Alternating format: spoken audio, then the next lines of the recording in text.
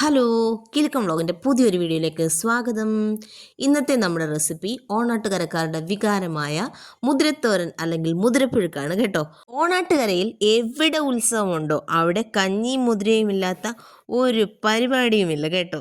എന്നാൽ നമുക്കിവനെ അങ്ങ് സെറ്റാക്കിയാലോ? ഓടിവായോ. മുതിരത്തോരൻ എങ്ങനെയാണ് വെക്കുന്നതെന്ന് നോക്കാം. മുതിരത്തോരൻ അല്ലെങ്കിൽ മുതിരപ്പുഴുക്ക് നമ്മൾ വെക്കുന്നതിന് ഒരു 5 മണിക്കൂർ അല്ലെ 6 മണിക്കൂർ മുമ്പെങ്കിലും നമ്മൾ മുതിര വെള്ളത്തിലിട്ട് നന്നായിട്ട് കുതിർന്നിരിക്കണം. കാരണം മുതിരയ്ക്ക് നല്ല വേവുള്ളതാണേ.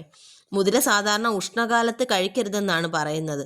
മുതിരയ്ക്ക് ഉഷ്ണവീരൻ എന്നൊരു പേരുള്ളതിനാൽ ശരീരത്തിന് ചൂടുണ്ടാക്കുന്ന ഒരു പയർവർഗ്ഗത്തിൽപ്പെട്ട ഒരൈറ്റമാണിത്.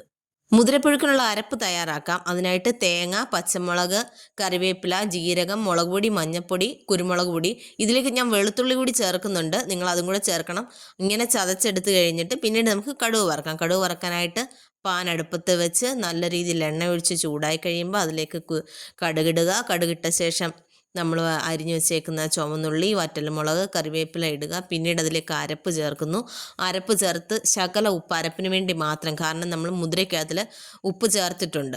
ആ അരപ്പിൻ്റെ പച്ചമണം മാറുമ്പോൾ അതിലേക്ക് മുതിര ഇട്ട് കൊടുക്കുന്നു. മുതിരയ്ക്കകത്തിലുള്ള വെള്ളവും കൂടി നമ്മൾ അതിലേക്ക് തന്നെ ഒഴിക്കുക. പിന്നീട് നമുക്ക് തോത്തി എടുക്കാവുന്നതാണ്.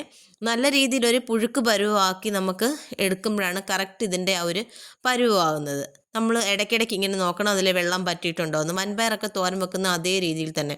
ഇതിന് പക്ഷേ ഹൈലൈറ്റ് ആയിട്ട് ടേസ്റ്റ് കൂട്ടുന്ന ഒരു സാധനം എന്ന് പറയുന്നത് നമ്മുടെ കുരുമുളകാണ്. കുരുമുളകിൻ്റെ ടേസ്റ്റ് മുമ്പിൽ നിൽക്കുമ്പോഴാണ് മുതിരത്തോരൻ അല്ലെങ്കിൽ മുതിരപ്പുഴുക്കിൻ്റെ ആ ഒരു കറക്റ്റായിട്ടുള്ള രുചി കിട്ടുന്നത്.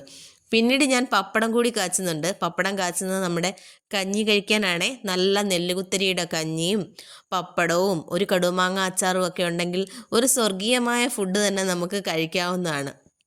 ഞങ്ങൾ ഓണാട്ടുകരക്കാർക്ക് കഞ്ഞി മുതിര എന്ന് പറയുന്നത് വികാരമാകാൻ കാരണം ഞങ്ങളുടെ നാട്ടിലെ ഓരോ ഉത്സവത്തിനും അവിടെ കാളയും കുതിരയും ഒക്കെ ഉണ്ടാവും. ഇതൊക്കെ ഉള്ള സ്ഥലങ്ങളിൽ അവിടുത്തെ പ്രധാന ഭക്ഷണം എന്ന് പറയുന്നത് ഒന്നെങ്കിൽ കഞ്ഞി മുതിരയായിരിക്കും, അല്ലെങ്കിൽ കഞ്ഞി അസ്ത്രവുമായിരിക്കും.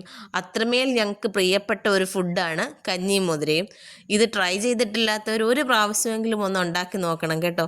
അതുപോലെ തന്നെ മഞ്ഞപ്പിത്തം ഉള്ളവർക്കും വാതരോഗം ഉള്ളവർക്കും വെയിറ്റ് ലോസ് ചെയ്യുന്നവർക്കും ഒക്കെ നല്ലൊരു ഫുഡാണ് മുതിര എന്ന് പറയുന്നത്.